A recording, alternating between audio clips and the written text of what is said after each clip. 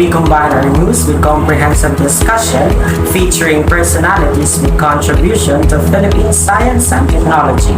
I am Rani Tolosi. And I am John Rafael Romares reporting.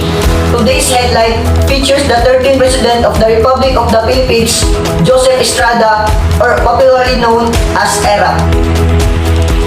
President Joseph Estrada was elected president in 1998 with almost 11 million number of votes, leaving his opponents with a wide margin of ballots. He was sworn into the presidency on June 30, 1998 and gained huge popularity at the start of his term. Then came the corruption scandals that led to the end of his presidency. Estrada has one of the shortest terms in the country's presidential history, wherein he served just 935 days or less than 3 years. He became the first Philippines president to face possible impeachment when he was accused of bribery, graft and corruption, betrayal of public trust, and culpable violation of the Constitution. Millions of Filipinos witnessed the day-to-day trial, and it resulted to the Second People Power Revolution, or EDSA, asking for President Estrada's resignation. He then resigned to office on January 20, 2001. However, despite the short term, the said president was able to contribute in various sectors of the country, particularly science and technology. That being said, two major legislation was signed during his administration, securing the country's environmental sustainability in its rapid aim towards technological advancement.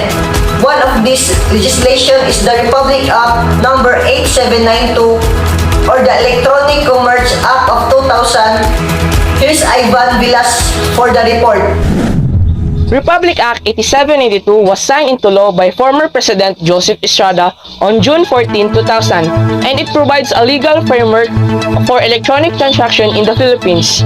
The law is to promote the use of electronic data message and electronic signatures in domestic and international transactions. With the advent of digital technology, the more and more transactions are being conducted electronically, from online purchase to e-banking and e-governance service. However, without a proper regulation, this transaction may be vulnerable to fraud and other forms of abuse. To avoid this abuse, the government created the Law Republic Act 8792, also known as the Electronic Commerce Act of 2000, according to Chapter 1, Section 3 of the Republic Act, which says that it aims to facilitate domestic and international dealings, transaction, arrangement, agreements, contracts in exchange, and storage of information through the utilization of electronic, optical, and similar medium, mode, instrumentally, and technology to recognize the authenticity and reliability of electronic data message or electronic documents related to such activities and to promote the universal use of electronic transaction in the government and by the general public. To learn more about the implication of new law, we spoke to Mr. David, an expert on electronic commerce. RA 8792 provides a legal framework that ensures the integrity, authenticity, and confidentiality of electronic transactions. The law establishes the legal equivalence of electronic data messages with paper-based documents and signatures. It provides the admissibility of electronic evidence in court. With the enactment of RA 8792, the Philippine government is taking steps to keep the pace with the changing landscape of commerce in the digital age. This is Ivan Villas reporting. The administration of President Joseph Estrada faced huge challenges in the economic and agriculture sector, not to mention that his term begins in the middle of Asian financial crisis. Nevertheless, they continue to visualize scientific and technological progress for the country. It is during his first State of the Nation address when the President launched a full-scale program based on cost-effective irrigation technologies. Aside from that, he also secured basic healthcare, basic nutrition, and useful education for those who want, but most importantly, those who cannot afford it. The speed up in the establishment of one science high school in every province was also mentioned. Moving on to his second State of the Nation address on July 26, 1999, President Joseph Estrada announced the passage of the second major legislation of his administration, the Republic Act number 8749, or the Clean Air Act of 1999. Here's Mark Sadanya reporting. President Joseph Estrada approved the Republic Act 8749, also known as the Philippine Clean Air Act of 1999. It is a comprehensive air quality management policy and program which aims to achieve and maintain the healthy air of all Filipinos. Included in this act are the regulations in using the type of fuels in order to reduce the excessive emissions of carbon dioxide in the vehicles, which is one of the reasons to the air pollution in the country.